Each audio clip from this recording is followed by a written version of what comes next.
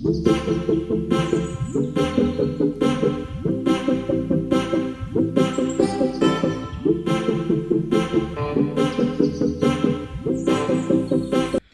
guys, welcome back to my channel. So in this video I'm going to be showing you guys how to make this dress. So I'm actually making it's like a flare. It has a flare at the bottom and the top part is just like a fitted dress. So this is for a 6 years old, but she's quite chubby, so you might need maybe probably 2 yards of fabric to make this. So the first thing I did is to go ahead and measure out what I'm going to be using for the bottom flare.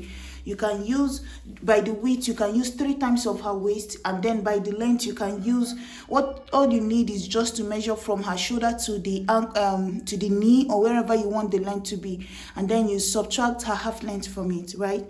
So basically what I have here is about, let me measure it. So this is basically about 18 inches, right?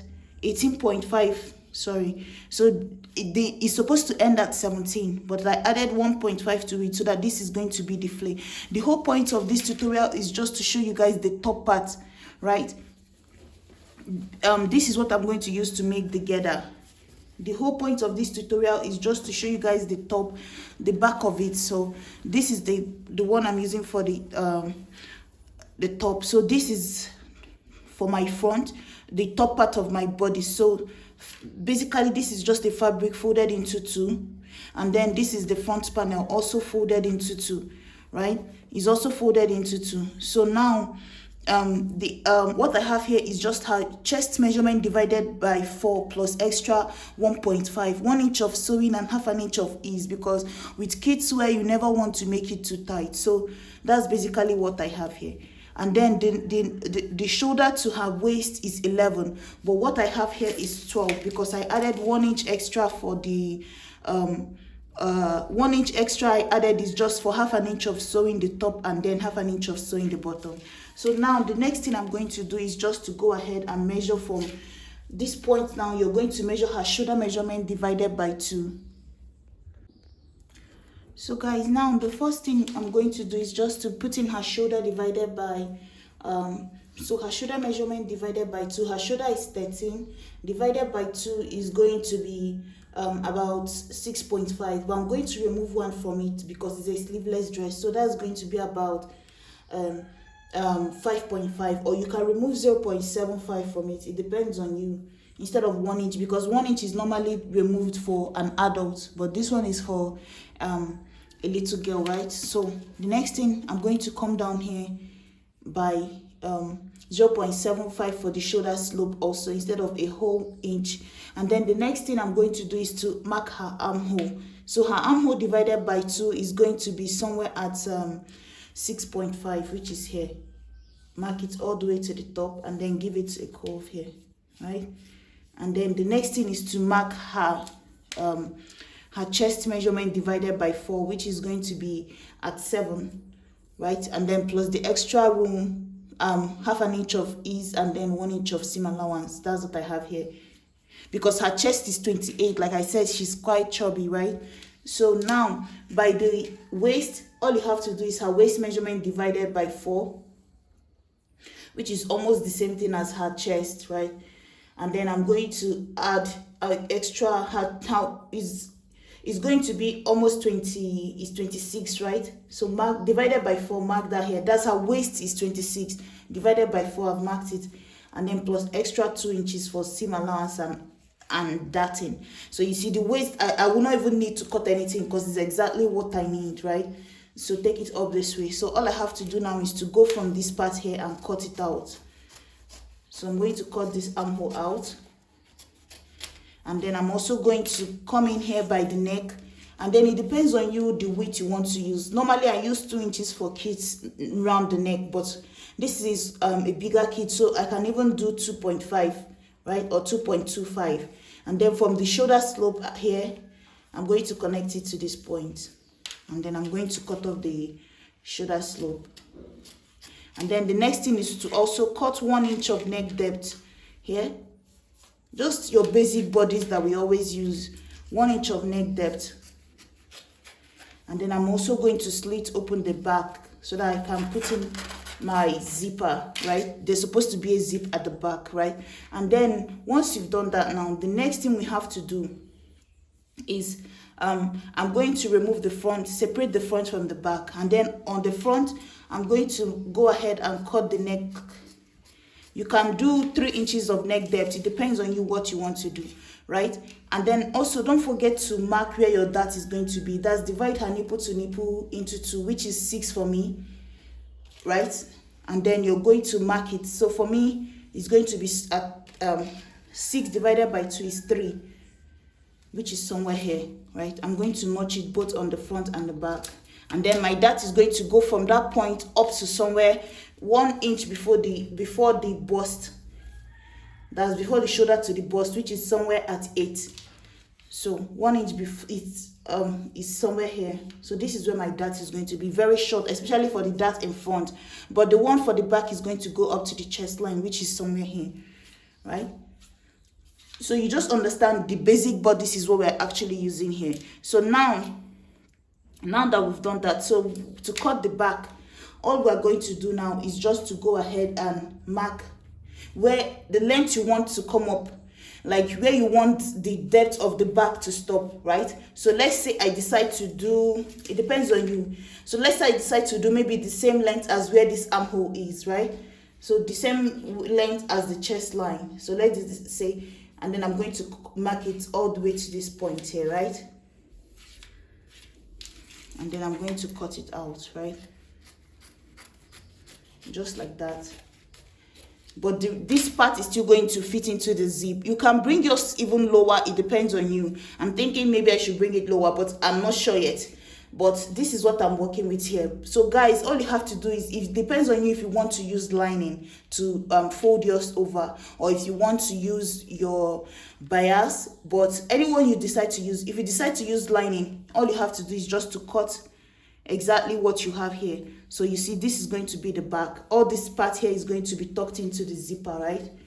This part is going to be tucked into the zipper. This is what the back is going to look like. And then there's a ribbon coming from here and here.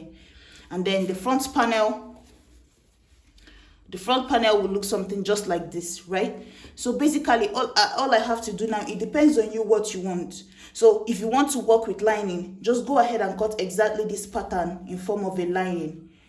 Exactly what you have here, cut it out on the lining. And then you're going to place the lining. Let's say this is the lining that you have, one of the lining. You're going to just place it over on top of this one, this way, right?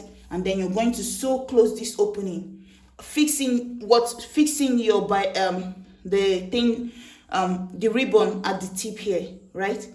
And then you're going to sew it close so that once you're done, it will stick out from this point. But if you don't want to do that, you can also use bias for it.